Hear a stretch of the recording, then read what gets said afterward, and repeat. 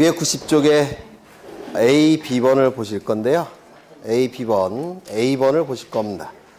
등기 신청은 임의 신청이 원칙이라서 등기 신청 의무가 없는 것이 원칙이죠.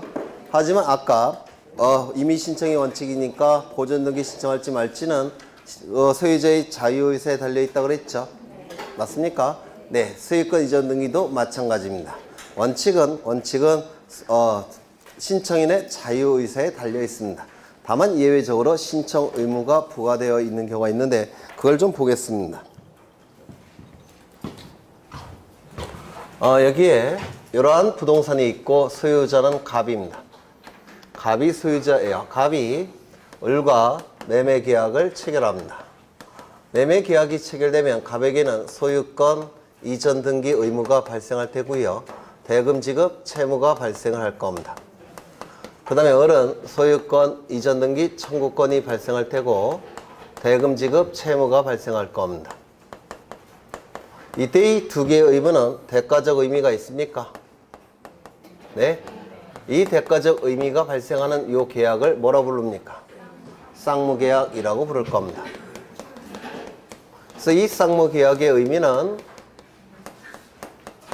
쌍방 당사자에게 채무가 발생하는 계약을 쌍무계약이라고 불러요. 그러면 이 두 개의 채무는 대가적 의미가 있기 때문에, 즉 쌍무계약이기 때문에 이 의무와 이 의무는 어떤 관계에 있습니까? 동시 이행 관계에 있을 겁니다. 맞습니까? 따라서 갑이 이 의무를 이행할 때는 을도 이 의무를 이행해야 됩니다. 맞습니까? 거꾸로 이 의무가 이행이 되면 갑도 이 의무를 이행해야 됩니다. 동시 이행해야 돼요.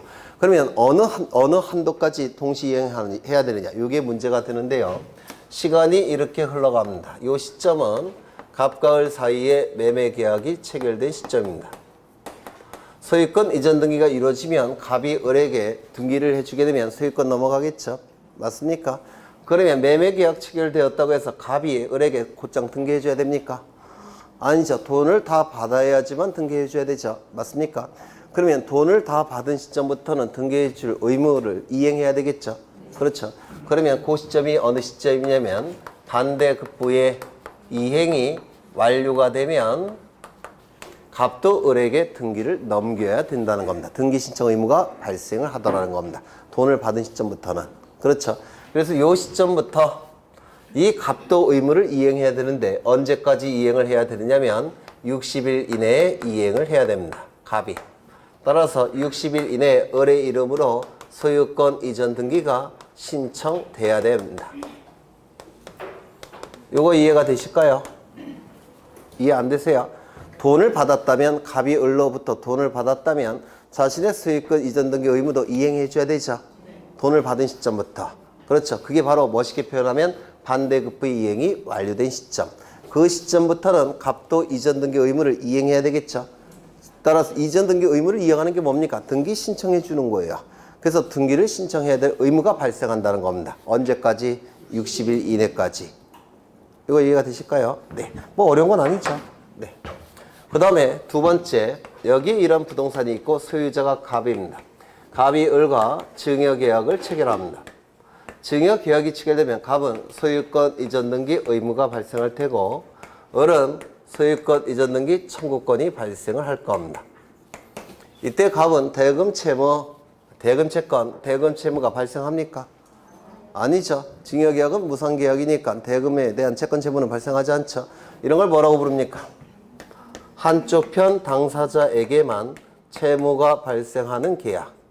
한쪽 편 당사자에게만 채무가 발생하는 계약. 편무계약이라고 부릅니다. 그러면 이 시간이 이렇게 흘러간다고 봤을 때 여기는 부동산에 대해서 갑과 을이 증여계약이 체결된 시점입니다. 즉 편무계약이 체결된 시점이에요.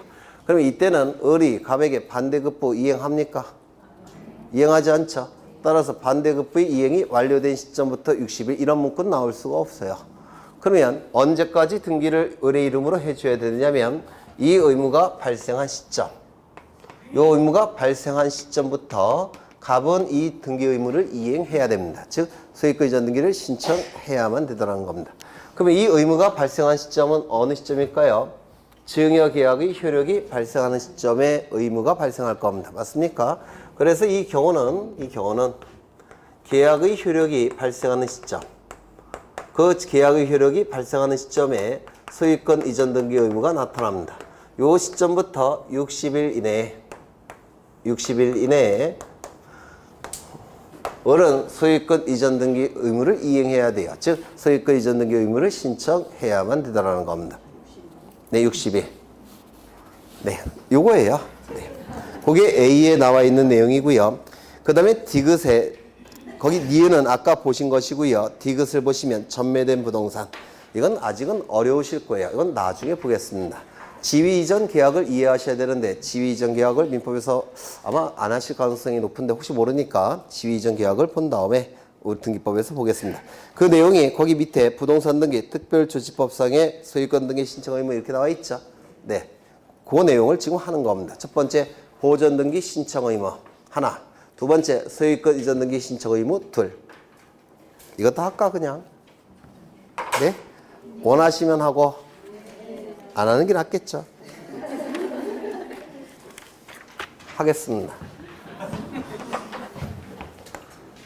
이건 문제풀이 할 때는 지난 시간에 했던 건데 갑이 을과 매매계약을 체결합니다. 그러면 갑에게는 소유권 이전 등기 의무와 대금 채권이 발생하겠죠. 맞습니까? 을은 소유권 이전 등기 청구권이 발생할 테고 대금 지급 채무가 발생할 겁니다. 맞습니까? 그렇죠. 이 의무는 누구에 대한 의무입니까? 을. 이거는요, 을. 요거는 갑. 요거는 갑.